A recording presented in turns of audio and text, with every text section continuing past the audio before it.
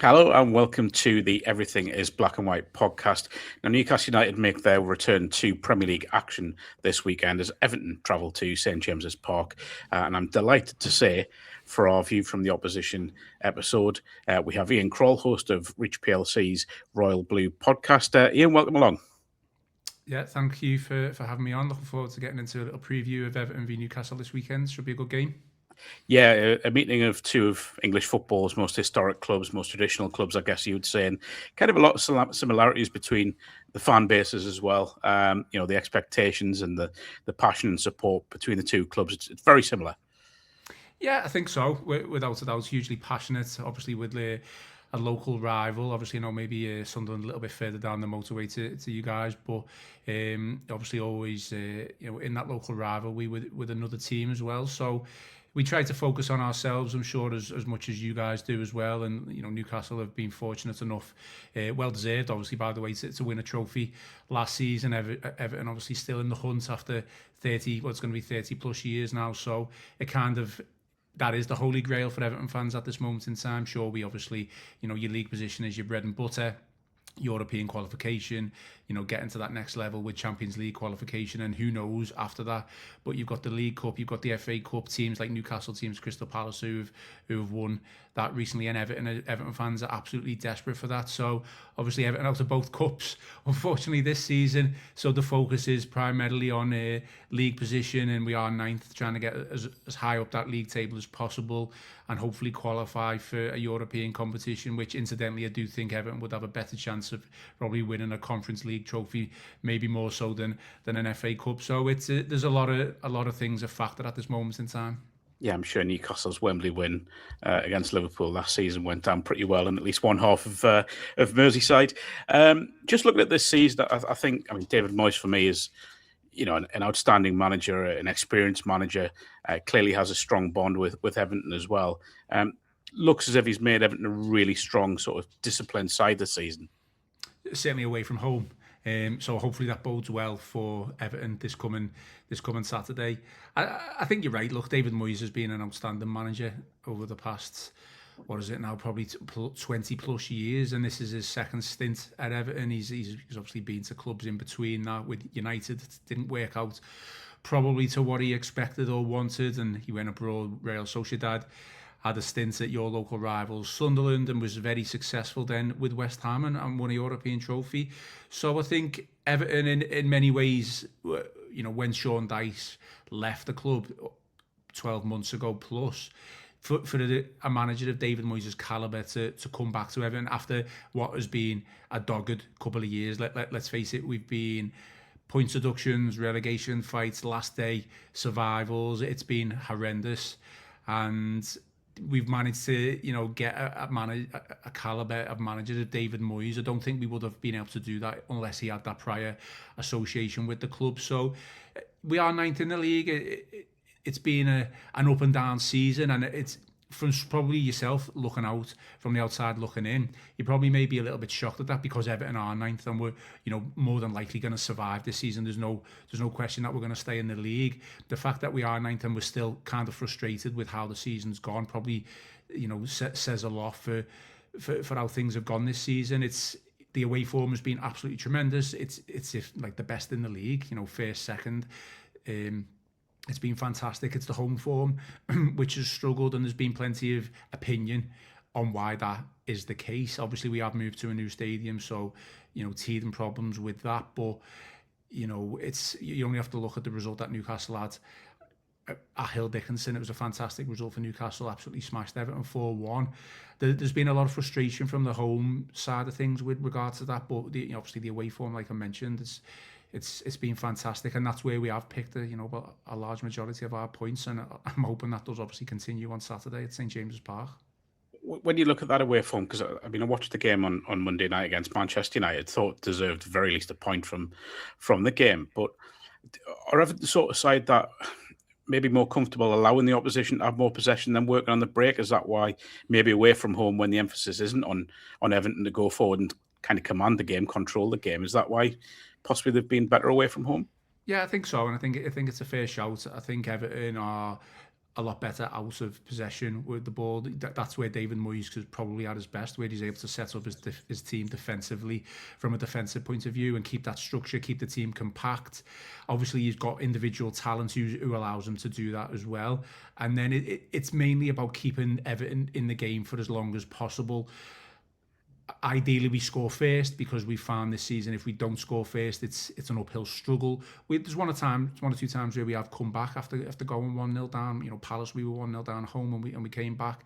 Brighton was another one. We were, you know, away from home, we were 1-0 down and we managed to score within the last couple of minutes. So the first goal with Everton is the all-important goal, but I think it's probably just the way football's gone in general, if I'm being totally honest. I mean, I've seen a couple of articles recently of how away teams in the Premier League and top flight division over the course of the past, you know, this is getting quite deep, but the course of the past 100 years, away teams have been having a lot more success rather than home teams. And I don't know whether that is down to fan expectation. When you are at home, you expect your team to attack. You know, your fan base these days in the Premier League is paying an awful lot of money to be entertained, you know, to make sure that your team gets that win.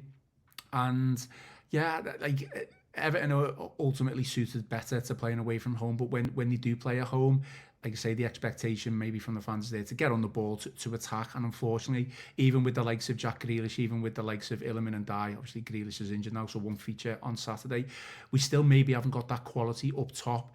You know, like a City, like an Arsenal, dare I say, a Liverpool, who've struggled themselves this season as well. So it's not just Everton. We are in a fairly okay position, but ninth probably doesn't tell the whole story. I think if we were to lose the next 2 or 3, or at least drop points, we would ultimately drop down the table. So it is about trying to put a run together, be a little bit more consistent, and you know, just making sure that you take your chances when they come. When you're in that ascendancy and that momentum, take your chances. And unfortunately, there's been times where Everton haven't been able to do that this season. I have to say, Everton have one of my favourite Premier League players in Iliman and Dye. You mentioned him there. Just a special talent. I know there were some eyebrows raised when he was brought in for a decent fee, but he looks a real special player who can unlock a defence, any defence pretty much. Yeah, I mean, I've done a number of these type of podcasts over the course of the past 6 to 8 months, and any rival journalist, any rival fan will ultimately, the go-to will be Iliman and Dye. He had a really good season last year for Everton. He was the top goal scorer, predominantly playing on the left-hand side of Everton's wing. You know, he hasn't played up top or anything like that. So again, I think that's just the way football has gone. Your inverted wingers will ultimately, depending on how your team sets up, obviously will get you the lion's share of the goals. This season he carried on where he left off. This time he kind of was moved over to the right-hand side to accommodate a Jack Grealish who played on the left. But that didn't stop, you know, in Dye from flourishing. He still had an impact. The only problem that we've seen over the past couple of weeks, he obviously went off to AFCON in the winter, and Senegal ended up winning. Fantastic for him and his teammate Idrissa Gana Gueye. I just think him and Idrissa are having a little bit of an AFCON hangover at this moment in time. What hasn't helped as well, that, you know, like I say, he started on the right-hand side of Everton's midfield this season. With Grealish's injury, he's been moved over to the left, and then when it hasn't worked, David Moyes will then swap him back over to the right and maybe back over to the left during games, and I just don't think that has helped him. So he's a special talent without a doubt. Everton, you know, hopefully keeping an eye on suitors who would be interested in him. We want to keep him. I wouldn't be surprised if a new contract is offered to him over the next 6 months, or certainly in the summer, to reflect his importance to the team. I think it's a must. This shouldn't be something that the club might do. From my personal point of view, the club should offer him a new deal and, you know, give him that, you know, in the wage bracket and the importance that he is to the team. So we just want him to, obviously, I almost predicted this AFCON hangover. You know, you spend a month on an international tournament like that, all the travel. It's only natural that you may be a little bit fatigued or maybe not at the top of your game. But the problem for Everton, that he is probably Everton's most impactful player, and when he's not on his game, you know, we will feel that on the pitch, and it'll be reflective in results as well. Before we move on, I'll say a big thanks to NordVPN. Hit the link in the podcast description box to get a discounted offer on your NordVPN plan. One subscription can be used across 10 devices, and there's no risk with a 30-day money-back guarantee. Get that discount by heading to nordvpn.com/tune. Another player I want to speak about, obviously, he's recently come back from a loan spell, is Harrison Armstrong, who I think has just settled back into the Premier League. He's still kind of finding his feet, but has taken to it like a duck to water. Looks very impressive as a young player. Another player coming through the academy system at Everton, which has been prolific in recent seasons. Yeah, I mean, for a player who's only 19 years old, and he's had a couple of loan spells, which I think has helped him. I think he was at Derby last season. He was at Preston early on this season. I think he did pick up an injury, so he wasn't maybe able to have the impact that he wanted to, but he still played games, and Preston were desperate for him to stay, basically. But with players off to AFCON, as I've mentioned, and injuries, Everton were pretty much down to the bare bones. So Everton recalled him, and he featured a number of times and was basically stood up and counted for. And he's shown that, he's shown to the manager that he is capable of doing a job for Everton, even at that young age of 19. The frustration comes probably from fairly recently that he's been being played out of position. He's more of a central midfielder. I think there's been plenty of debate whether he should be playing more of a deeper lion role, or whether he could play as the natural number 10, or maybe just as an 8. And he's somewhere in between there. So David Moyes has predominantly over the past couple of weeks used him on the left-hand side, and Everton fans are just a little bit baffled with that decision. I think from a defensive point of view, I think that is the main reason why David Moyes has gone with that option of Harrison Armstrong on the left-hand side, because he trusts him. He knows that he can follow instructions. He knows that he'll track back. I mean, if you look at the Fulham game where we won 2-1 away from home, it's not necessarily the impact that he had from an attacking point of view. He was able to retain possession of the ball, win free kicks in areas where you think he could lose it here and cause problems. It's just that you've seen the opposite side at United. I thought he had an okay game. He was a fairly solid 6, maybe a 7. And we just didn't have that attacking intent from a naturally gifted wide player who'll be able to take a man on, who's got that speed, who'll be able to drop a shoulder and go past the man. Unfortunately, when Harrison plays on the left-hand side, he has to kind of cut back inside, so he'll lose the half a yard, or ultimately he'll have to just play it back to the fullback, or a defender who's waiting for the ball. So we haven't got that penetration with Harrison Armstrong on there, but like say from a defensive point of view, he's following instructions. But he's got a huge future in the game, and hopefully this is kind of his bedding in period. Even if it might not be entirely working out in the position that he wants, he's picking up that experience, he's picking up that know-how, and I wouldn't be surprised if he starts on Saturday at some in that left-hand side. But personally for me, I'd rather see him in the centre of midfield. Quite enjoyed seeing him stand up to Bruno Fernandes on Monday nights. The young player, standing up to an established Premier League player, tells you a lot about his attitude. Whenever Newcastle play Everton, there's always a lot of talk about two players, one on each side. We'll start with Everton, with Jordan Pickford in goal. Obviously, England's number one, firmly established over a long term now with England. There is always a lot of talk because of his Sunderland roots when he comes to St James's Park, and it seems to go one or two ways. Either he has a stormer, or gets kind of caught up in it all. But been an unbelievable goalkeeper for Everton, and will be a big part of the side on Saturday. Yeah, absolutely. Look, Jordan Pickford has had his critics over the years, but he will, at this moment in time, as we speak, go down as probably Everton's second greatest or best ever goalkeeper. From my point of view, that is second to the great legend that is Neville Southall. So that just shows you what level or high esteem Everton fans see Jordan Pickford in. Look, he came with a lot of fanfare as this young up and coming England goalkeeper, and England turned himself into England's number one. If you're in that position, you're always going to be critiqued by the press, national press, whether you make a mistake, whether you have a good game, it doesn't matter. But I think the longevity of Jordan Pickford in the England side is proof enough of how well he has done. And this is, let's face it, this is not just an England team who have been a poor England team. They've got to semi-finals, they've got to finals. So, and he's been an ever-present. within that team. For Everton, I'm sure from his point of view, the disappointment will be the fact that he knows his talent, he knows his worth, and he's been in a team who is fighting relegation.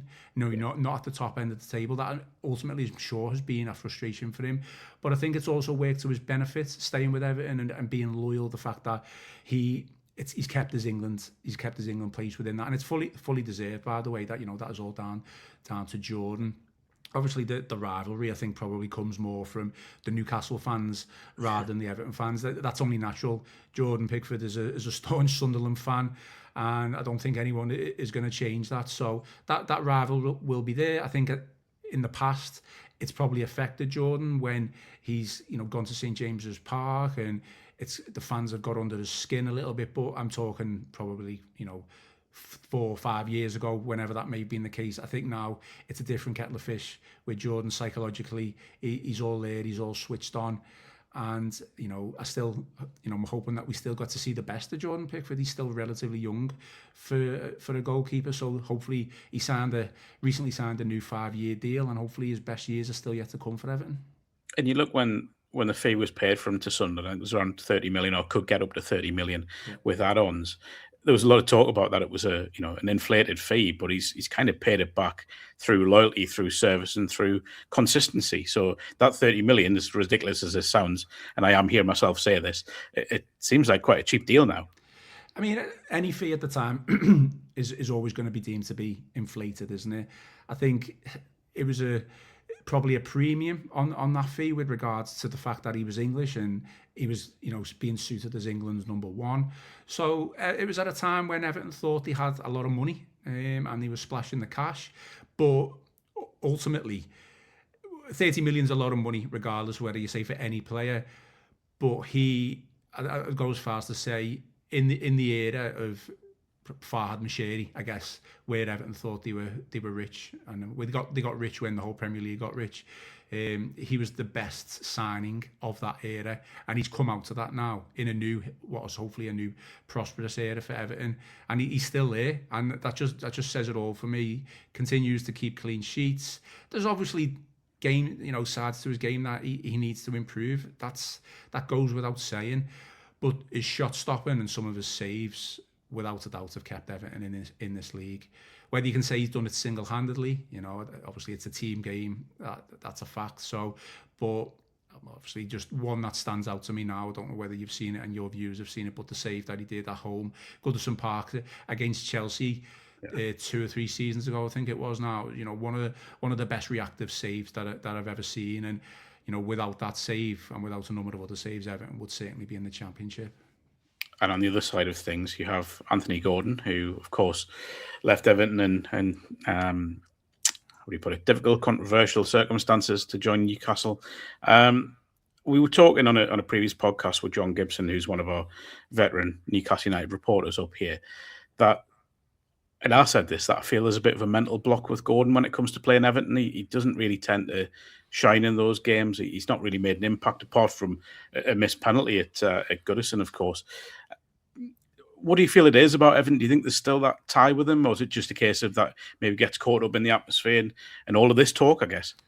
Yeah, it's a difficult one to assess, isn't it? Because he did leave at the time, considered to be acrimonious circumstances. I think Everton were in a really bad place, and that's a fact. And I think Anthony Gordon probably could see that from being on the inside and looking in. I think the way he handled things maybe was the issue that got up Everton fans back. Look, at the time where it was a £40 million fee, roughly, wasn't it? I thought, and it was a January transfer. Everton were desperate for the money. Talk of Everton going into administration. Newcastle had obviously come into some money of their own, so it was probably I wouldn't say the best time for him to go, because we needed a player of Anthony Gordon's quality to stay there and keep us in the league. I think that was probably what it was. Now, more than I think about it, we were fighting relegation, and Anthony Gordon kind of wanted to jump ship and leave at a time where we were desperate for him to play. So yeah, I honestly, to be totally honest, I can't really answer it to the full extent. I know he's had a couple of issues in the past when he's come up against Everton, and he maybe have struggled, but he's a player who's got quality. Whether he's got that level of quality that you could say he's a world-class player, right now, I don't know whether he can get to that again. I don't know. I think he's from the outside looking in, of seeing bits and bobs in Newcastle. He's had more a positive impact more on the European stage. I don't know whether that's just because the Premier League's become a little bit more physical and he needs to maybe get up to speed a little bit on that. So he's doing it on the European stage, albeit obviously, Karabag, maybe you could class as maybe a European minnow, but they got to the knockout stage of the Champions League, and you still need to beat these teams in front of you. And what was it? Was it 4 that he scored? Yeah, hat-trick? Yeah. So he's still got to do these things, and he's proven that he can do it. Like I say, whether he can prove himself to be this world class player that I'm sure he thinks he is, or I'm sure that he thinks he can aspire to, I think there's still question marks on that. But he's a solid enough Premier League player, and I think at the time Everton got a fee for him that they were desperate for. Looking ahead to Saturday, Everton's record at St James's is actually pretty impressive. Seven wins in the last 14 visits. Obviously won there on the last day of last season, that Charlie Alcaraz goal. Probably because of that and because of their away record this season, will travel with full confidence they can get another win against Newcastle, despite, I guess, accepting it will be a difficult game. Yeah, 100%. I mean, we've had 2 home games recently, or 2 home games on the bounce, and then there was an FA Cup break in between that. So there has been a bit of a period since our last away game. I think it was Fulham was our last away game, which we won 2-1. So, 2 home games on the spin where we've been beaten. That's obviously going to spread a little bit of negativity. But I guess Everton aren't going to come to Newcastle and go gung-ho or try and play Newcastle off the park. That's just not going to be the case. We know how physical and big Newcastle players are, and what they're all about. So I think it'll be a case of Everton letting Newcastle have the ball and kind of sitting in and trying to stay in the game as long as possible, using the defensive attributes, using Jordan Pickford. Obviously, the midfield's going to have a tough afternoon. There's going to be a lot of running. There's going to be a lot of physical activity in terms of tackles and stuff like that. But the confidence is there, I'm sure, from the players' point of view. With an away performance, and Moyes will set up the team accordingly. So you have mentioned, Everton's, whether you take these things into account, Everton's record at St James's Park is fairly decent. Last season, obviously, we got that 1-0 win with Charlie Alcaraz. Really good performance from that point of view. I'd put a little bit down to the fact that maybe the pressure was on Newcastle because they kind of had to win to kind of secure Champions League football. Everton had kind of nothing to play for, so it was kind of free reign for Everton. I know Newcastle got Champions League football regardless, so obviously that was a fantastic season for yourselves. We kind of want to get back to that from what we were, that type of play for Everton. We know we're not going to come and dominate games away from home. We stay in the game as long as possible. We get the ball. When we get the chance, we try and be direct. We try and, obviously, in transition, we try and counter. We haven't necessarily got that lightning speed that you wouldn't necessarily see from a counter-attacking team, but we can get players up the pitch forward. And again, I'll just go back to taking your chances when you've got the momentum or when those opportunities come up. And fortunately, we have done that in previous away games. Let's see if we can do it again on Saturday. Ian, many thanks for joining us for a view from the opposition. It should be an intriguing game, a tactical affair, no doubt, between 2 very good British managers. Before we do go, I will say a big thank you to our sponsors at Saley, your go-to eSIM provider, helping you save more with affordable plans in over 200 destinations. Download Saley from the App Store and use our code EIBAW at the checkout to get 15% off your first purchase. All the details can be found in the link in the episode description box. Happily for everyone, Andrew Musgrove is back on Monday, so he'll be back in the hot seat for the Monday show. But before that, on Sunday, we do have a special episode coming out with John Gibson. Newcastle celebrating 150 European ties against Karabag. He was at the very first one in 1968 against Feyenoord, I should say, and he'll be taking us back through his favourite 10 Newcastle United European nights. We will see you then.